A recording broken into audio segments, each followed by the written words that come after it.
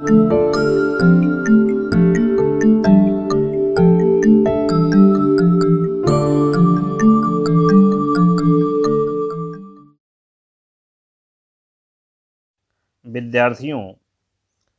पिछले व्याख्यान में हम सभी ने राहुल सांकृत्यायन का लिखा हुआ गद्य पाठ लहासा की ओर का अध्ययन किया।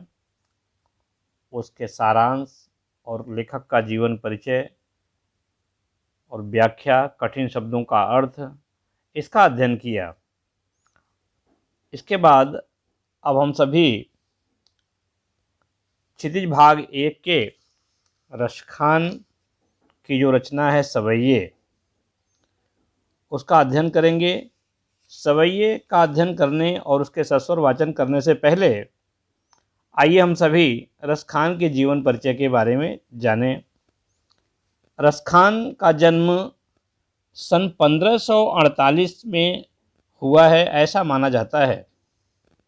रसखान का मूल नाम सैयद इब्राहिम था और वे दिल्ली के आसपास के रहने वाले थे। कृष्ण भक्ति ने उन्हें ऐसा मुग्ध कर दिया कि गोस्वामी विठलनाथ से दीक्षा ली और ब्रजभूमि में जाकर बस गए। सन 1628 के आसपास उनकी मृत्यु हुई। रसखान की जो रचनाएं हैं, वो जो रचनाएं मिलती हैं वो इस प्रकार हैं। सुजान रसखान और प्रेम वाटिका उनकी उपलब्ध कृतियां हैं।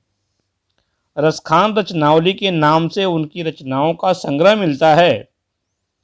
प्रमुख कृष्ण भक्त कवि रसखान की अनुरक्ति न केवल कृष्ण के प्रति प्रकट हुई है, बल्कि कृष्ण भूमि के प्रति भी उनका अनन्य अनुराग व्यक्त हुआ है। उनके काव्य में कृष्ण की रूप माधुरी, ब्रज महिमा, राधा कृष्ण की प्रेम लीलाओं का मनोहर वर्णन मिलता है। वे अपनी प्रेम की तन्मयता, भाव विह्वलता और आसक्ति के उल्लास के लिए जितने प्रसिद्ध हैं, उतने ही अपनी भाषा की मार्मिकता, शब्द चयन तथा व्यंजक शैली के लिए भी प्रसिद्ध हैं। उनकी रचनाओं में ब्रज भाषा का अत्यंत सरस और मनोरम उपयोग मिलता है, जिसमें जरा भी शब्द आडंबर नहीं है।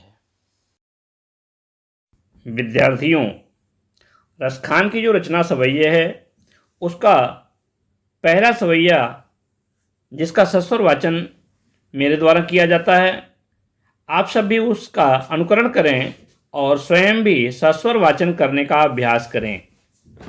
पहला सवैया इस प्रकार है। मानुष हो तो वही रस खानी, बसो ब्रज गोकुल गांव के ग्वारन।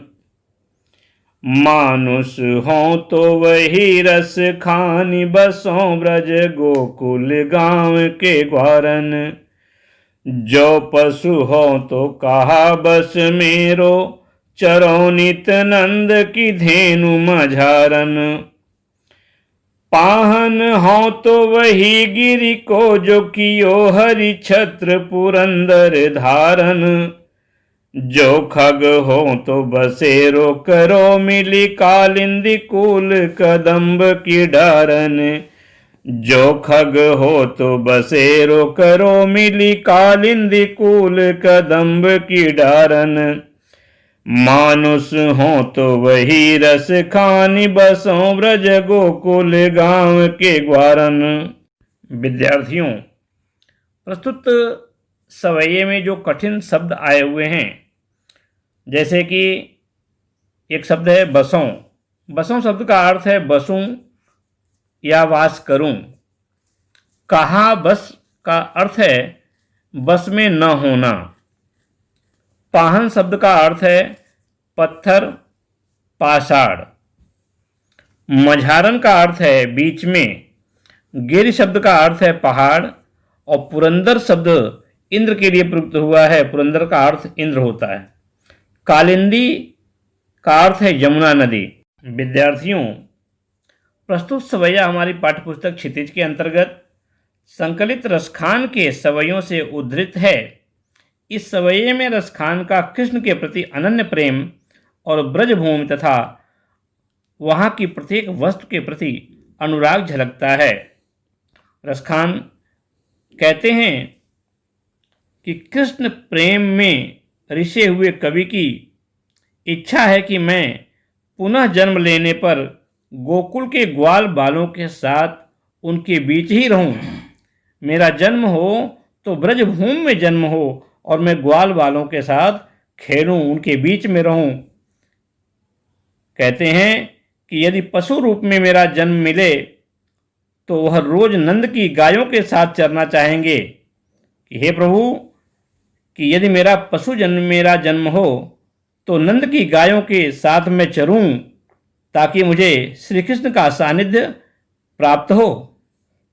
और अगर ईश्वर मुझे पत्थर बनाए तो मुझे उस पर्वत का पत्थर बनाए जिसको भगवान श्री कृष्ण ने अपनी अंगुली पर धारण किया था, जिसे का नाम गोवर्धन पर्वत है। ब्रज के लोगों की रक्षा करने के लिए जब तेज बारिश हो रही थी और इंद्र कुपित हो गए थे तो ब्रज के लोग कृष्ण से पुकार करने लगे, तो कृष्ण भगवान ने गोवर्धन पर्वत को अपनी अंगुली पर धारण करके ब्रजवासियों की रक्षा की थी।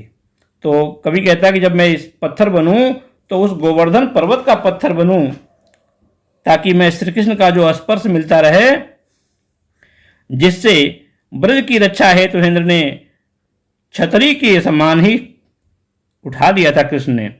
रसखान कहते हैं कि यदि मैं पक्षी के रूप में जन्म लूं तो उस कदम के वृक्ष पर रहूं, उस कदम के वृक्ष पर मैं बैठूं जिसके साये में श्री कृष्ण बंसी की मधुर तान बजाते थे। अर्थात मैं हर स्थिति में, कवि ये चाहता है कि हर स्थिति में, हर परिस्थिति में श्री कृष्ण के निकट रहें और उनका निकटतम सानिध्य प्राप्त करना कवि श्रेष्ठ मानता है। विद्यार्थियों, आइए प्रस्तुत काव्यांश के भाषा शैली और काव्य सौंदर्य के बारे में जानें। कवि की कृष्ण के प्रति प्रेम और भक्ति की सम्मिलित अनुभूति इस पद के माध्यम से प्राप्त होती है। यहाँ कवि का कृष्ण तथा उनसे संबंध तत्वों के प्रति समर्पण भाव व्यक्त हुआ है। बसों ब्रज गोकुल गांव नित नंद की धेनु मझारन कालिंदी कूल कदम्ब की डारन। इस पंक्तियों में अनुप्रास अलंकार दृष्टिगत होता है। काव्यांश की भाषा ब्रज भाषा है और भाषा में माधुर्य गुण विद्यमान है। विद्यार्थियों, रसखान का ये पहला सवैया हम सभी पढ़े, सस्वर वाचन किया गया, व्याख्या आपको बताया गया।